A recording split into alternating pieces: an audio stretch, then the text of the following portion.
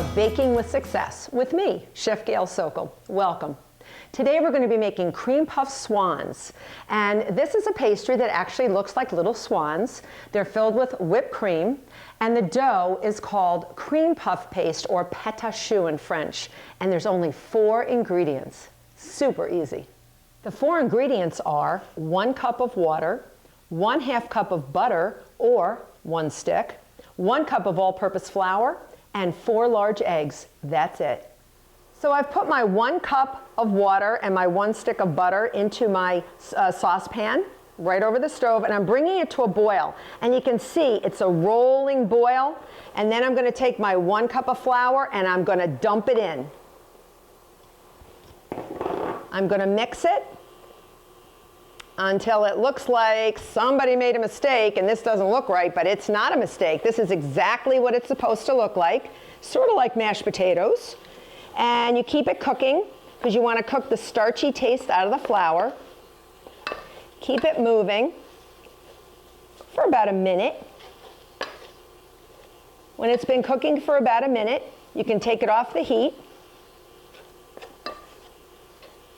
and let it cool down for a few seconds before you start adding your eggs. So we're going to add our first egg. You only want to add 1 egg at a time. And you're going to stir this egg until it's completely incorporated. And it looks a little weird because it's very hard to mix it in, but stick with it. Take your nice wooden spoon. Wooden spoons really work really well. And just get that in there. And then you're going to go for your second egg. And remember, my cooktop is off. I don't have any heat under here. Or you can just take it and put it onto a kitchen towel away from the stove. And just keep blending in those eggs.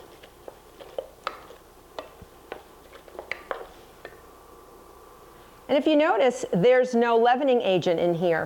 The only leavener is water, which turns to steam in the oven, and the eggs, because eggs hold air. So we're going to get nice, puffy cream puffs.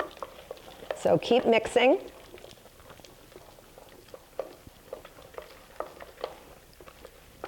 Take your time.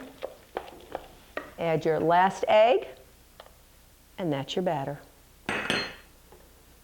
There's your batter. Beautiful. Nice and silky, and you can see the yolks from the eggs. It looks nice and beautiful. It's time to form our cream puff swan bodies. So I've preheated my oven to 425. And I'm filling a pastry bag fitted with a large star tip. And it needs to be a star tip.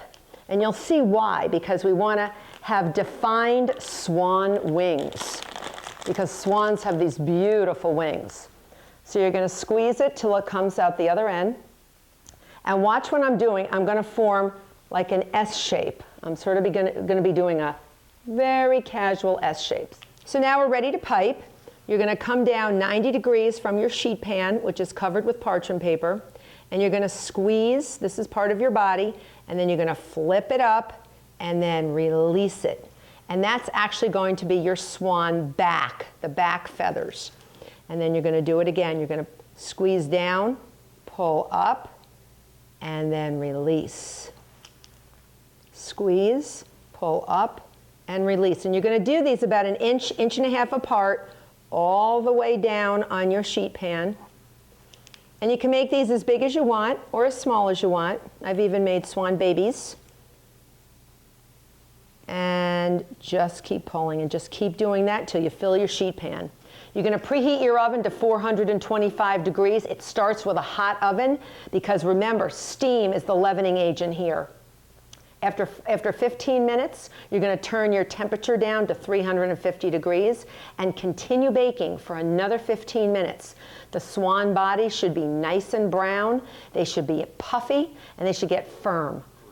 Next, besides making the swan bodies, we have to make the necks and the heads. And this is sort of fun. So I've taken a small, plain round tip in a pastry bag and filled it with just a little bit of the batter. So you only want to use 2/3 of the batter for the bodies. And you're going to come over to another sheet pan. It's got to be a separate sheet pan because they're going to bake at different temperatures. And you're going to squeeze. This is going to be your swan head. And then you're going to go around, almost like the letter S, and then release it. That's it. Going to do it again. Swan face or head, go around like the letter S, almost like a question mark, and continue. Release it after you have a big enough head. And remember, they're very delicate creatures, and then you just release. Do it again. Pick it up and release. Now, I'm going to take an even smaller tip, and this is going to be for the swan beaks. So you're going to poke into the face where your head is, and just poke in, and just poke, poke, poke, and then release. And you can see the little tiny swan beak. Boop, boop, boop, and then pull out.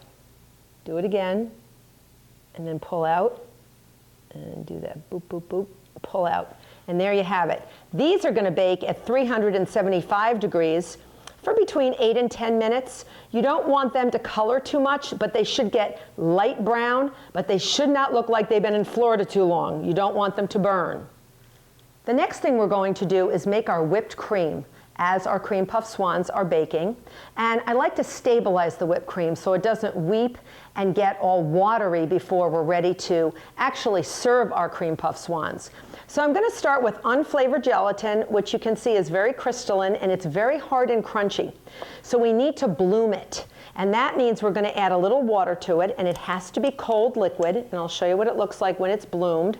It's actually almost like a jellyfish. You can see it. And it actually just sort of holds its shape.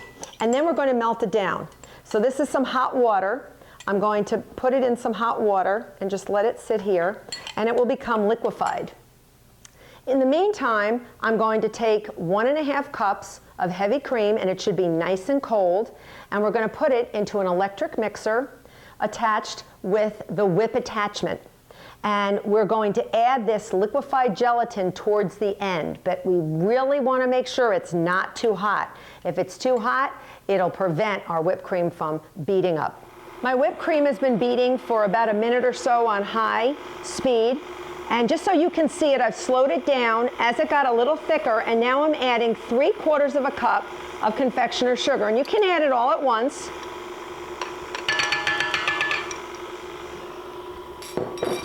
And then you're going to continue beating it. You're going to raise up the beater speed, and you can see it leaves marks. See the path that the beater leaves on it? That means it's getting thicker and beating air into it. Now just for a second, I'm going to shut it off just so I can go around the edges and push the excess sugar down. But you can see it's still really too thin. All right, so we really want it to be at stiff peaks, nice and stiff. So here we go. We're going to continue beating it, and we don't add our gelatin until the end. See how it's holding its shape? Keep going.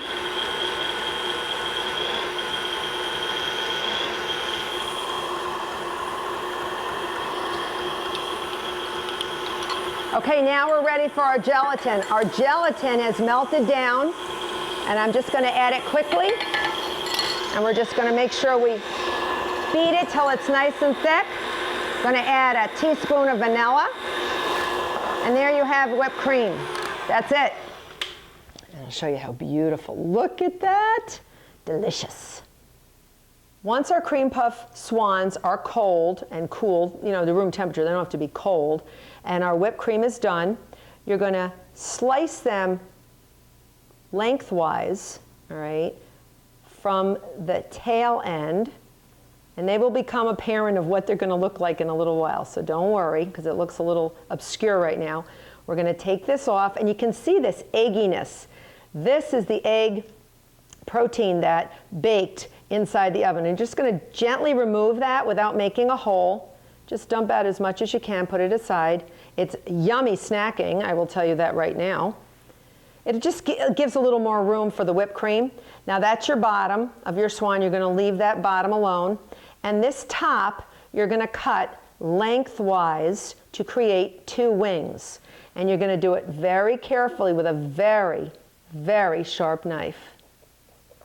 Take your time on it. Do not use a serrated knife because it may cut your swan. And you don't want to cut your swan. So I'm just going to put it right back on here. That's what it'll look like. And you can slowly see that with the wings and filled with whipped cream, it's going to look like a bird. So now we are going to fill our pastry bag with whipped cream. I filled a large pastry bag with a large star tip with our beautifully stabilized whipped cream. And I'm taking the bottom of my swan and I'm going to fill it with 2 or 3 rows of whipped cream. And then I'm going to fit my wings on. So I'm going to rotate so that the tail end is facing you. And I'm going to gradually put my wings on either side. Flip it to the side so you can see. And then I'm going to take one of my necks with a beautiful head and slide it in. And then give it a little powdered sugar. And there's our pretty swan. Look how nice. Pretty. Plate our swan on here, and this makes a gorgeous dessert. I just have some raspberry sauce. Very simple. And this is going to look like a pond. My little friend and I have had a great time with you. For this recipe and many others, great tips and some baking knowledge, go to my website, Baking with Success with Chef Gail Sokol, or my Facebook page, and tune in and see many, many more things. Until next time.